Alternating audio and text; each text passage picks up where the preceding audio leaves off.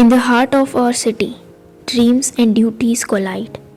I am Mahisha Desai, a college student on the brink of adulthood, asking myself, what should I become? An accomplished professional or a dedicated homemaker?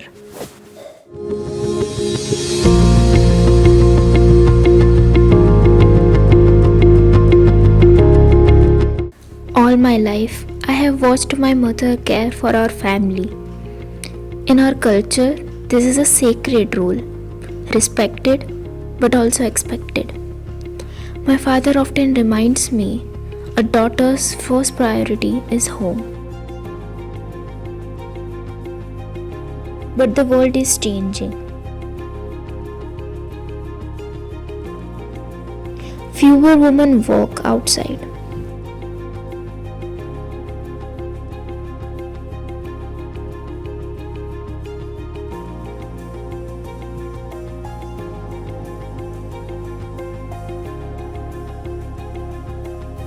In India today, only about 25% of women hold paid jobs. In our cities, barely 1 in 5 women is employed.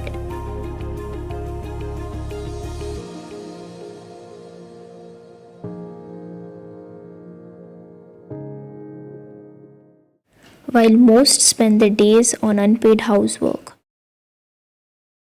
Meet Ramila Desai, an engineer who chose a career path. Hello, હું રમીલા પ્રવીણકુમાર દેસાઈ. હું અત્યારે Tushar trans equipment private limited કંપનીમાં job કરું છું as a electrical design engineer.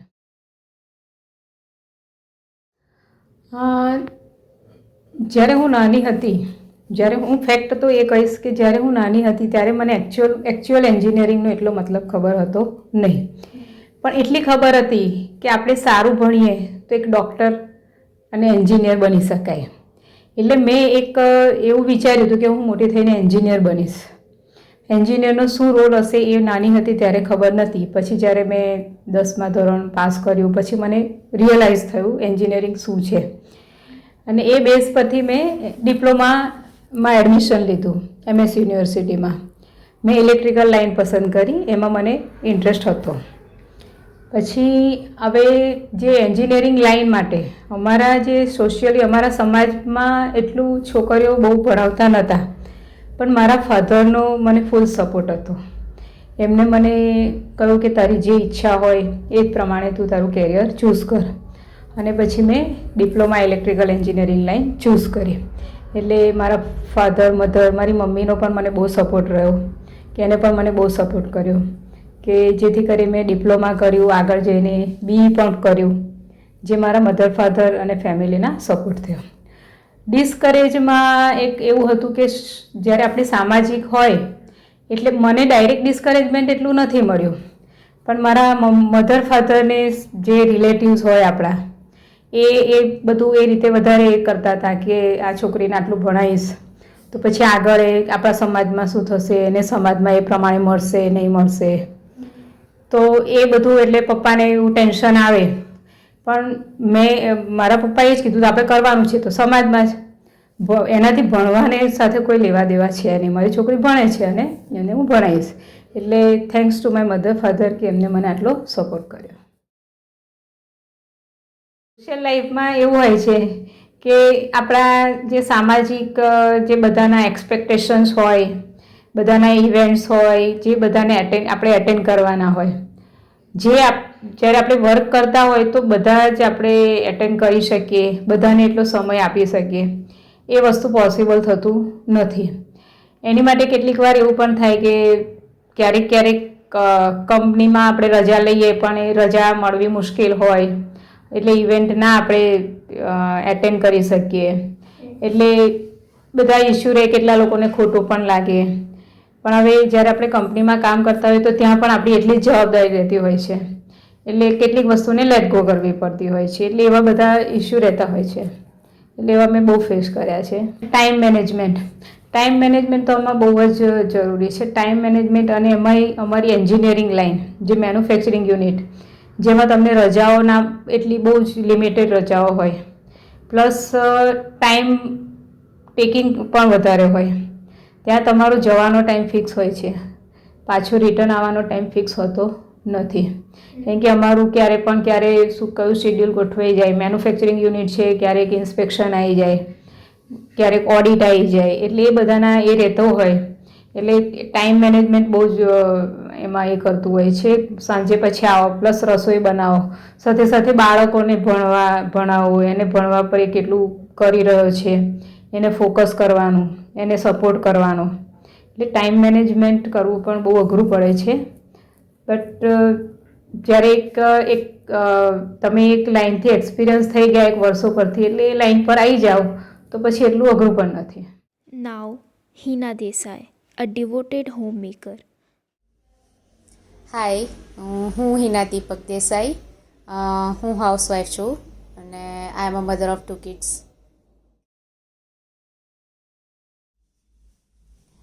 આઈ વિશ અત્યારે તો મારી priority મારા બાળકો જ છે. હા, એ બંને એકબીજાને હવે મતલબ મોટો પોતાનું ધ્યાન રાખતો થઈ ગયો છે, બટ નાનો હજુ પણ થોડું એને મારા પર ડિપેન્ડેબલ છે. એટલે એને એકલા મૂકીને તો ના કહેવાય, બટ એને હજુ પણ એવી અંદરથી ગિલ્ટ આવી જાય કે એને મૂકીને જવાનું હોય ને હું કામને પ્રાયોરિટી આપું તો એ ગિલ્ટ મને કામ પર પૂરેપૂરો મને લાગતું નથી કે મને પછી એ કહેવાય ને કે તમારું કોન્ટ્રીબ્યુશનમાં શું કહેવાય, તમે પૂરેપૂરું કોન્ટ્રીબ્યુટ ના કરી શકો જેટલું તમે તમારું 100% આપવાની ટ્રાય કરતા હોય કામમાં, બટ તમે મેન્ટલી જો ત્યાં પ્રેઝન્સ ના હોવ તો એ વસ્તુ પોસિબલ નથી. તો હું ચાહું છું કે હું કંઈક કરું as an employee or as a individual, but એના માટે મારી એવી ઈચ્છા છે કે મારા છોકરો એકવાર થોડો એવો મોટો સમજુ થઈ જાય કે એ પોતાને સંભાળી શકે. મને લાગે છે કે મને થોડો ટાઈમ મારા માટે મળે છે, વિચ ઇઝ વેરી ગુડ. મને મોસ્ટલી એવું થાય છે કે હું મારી સાથે પણ ટાઈમ સ્પેન્ડ કરી શકું છું. સવારે શાંતિથી ચા પી શકું છું, પોતાની સાથે થોડો ટાઈમ સ્પેન્ડ કરી શકું છું, અને એ ટાઈમમાં હું વિચારી શકું છું કે હું આગળનું પ્લાનિંગ કેવી રીતે કરું. હું મારે કંઈક મારી અલગ, જેમ કે મને લખવાનો શોખ છે તો હું મારા થોટ્સને રાઇટ ડાઉન કરી શકું છું.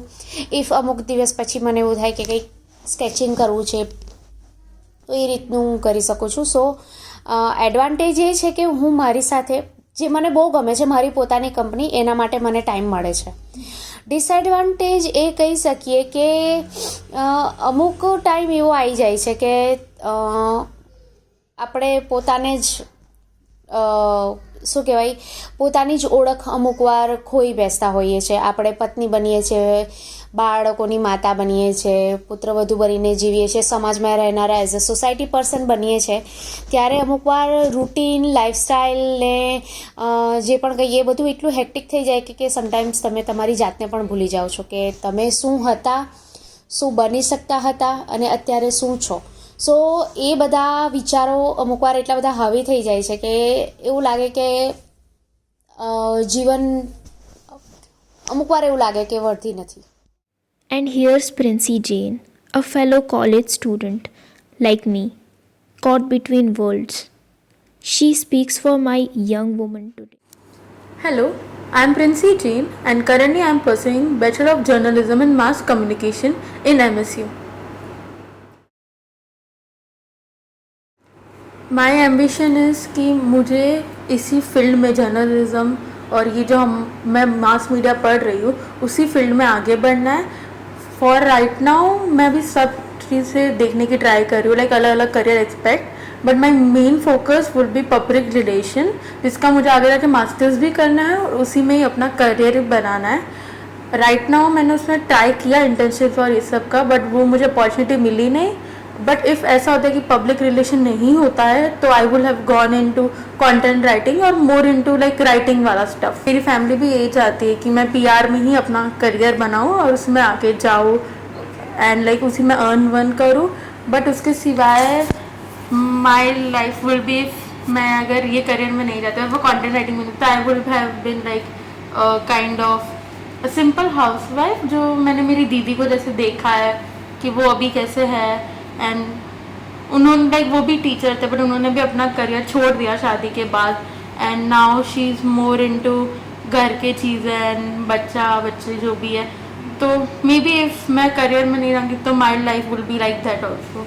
मेरा रहेगा कि मैं ट्राई करूँगी कि मैं किसी एक पे ही फोकस करूँ because balancing both will be like mentally मुझे बहुत ज़्यादा उस चीज़ के लिए प्रिपेयर होना पड़ेगा. बट अदर देन दैट अगर जैसे कि मैंने समझ लो मेरा राइटिंग का करियर है इफ़ और like if I go into very cultural traditional family जहाँ पे लड़कियों का बाहर काम करना मना हो and if the partner is actually कि वो समझ रहा हो चीज़ें तो मैं भी बैलेंस करने की ट्राई करूँगी कि मैं कुछ वर्क फ्रॉम होम घर पे काम कर लूँ और फिर घर का काम भी संभालूँ. बट मोस्टली मैं ये तो नहीं प्रेफर करूँगी. एक ऑप्शन है अदरवाइज आई विल प्रेफर या तो सिर्फ घर का काम या तो सिर्फ करियर बिकॉज दोनों को बैलेंस करते हुए मैंने देखा है बहुत लोगों को तो दोनों को बैलेंस करते करते इतना थक जाते हैं कि वो पूरे मेंटली फिर ड्रेन हो जाते हैं and I don't want that to myself in future. I look up to my secondary more. First जिनका मैंने बताया कि वो डिसीजन ऑफ मैरिज ही वो ज़्यादा मैं दूसरी दीदी क्योंकि उन्होंने हमेशा से मुझे ये सिखाया कि सबसे पहले अपना करियर बनाओ क्योंकि यू डोंट नो कि आगे जाके जो फैमिली होगी या अपनी खुद की फैमिली कितने टाइम तक हमारे साथ है.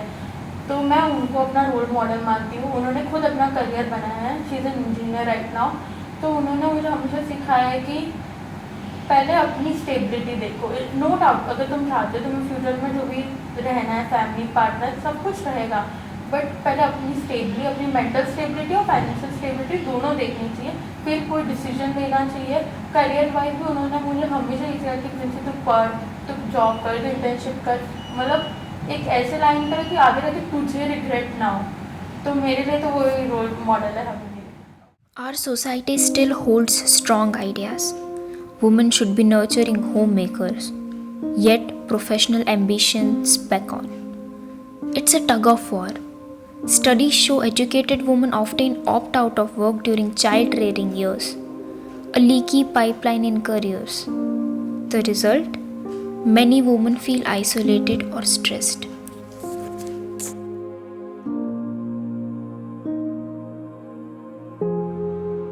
Now I must decide my path.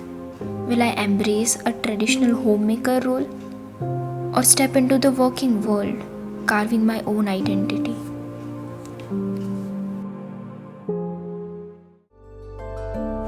I realize I am not alone in this dilemma. Around me are women balancing two worlds every day. What feels like chaos is really change in motion. My confusion is shared by millions of young women, and yet I find hope in small changes. Educated women today are less alone. More peers like me are fighting for balance, and new policies even help women pause and rejoin careers. The road ahead won't be simple or straight, but I believe I can choose a path that honors both my roots and my dreams. For every challenge, there's a way forward. And for every girl in doubt, our generation is proving that strength can be built at intersection of family and career. In the end, our choices will not just follow an old script or a new trend, but our own hearts. And that gives me hope.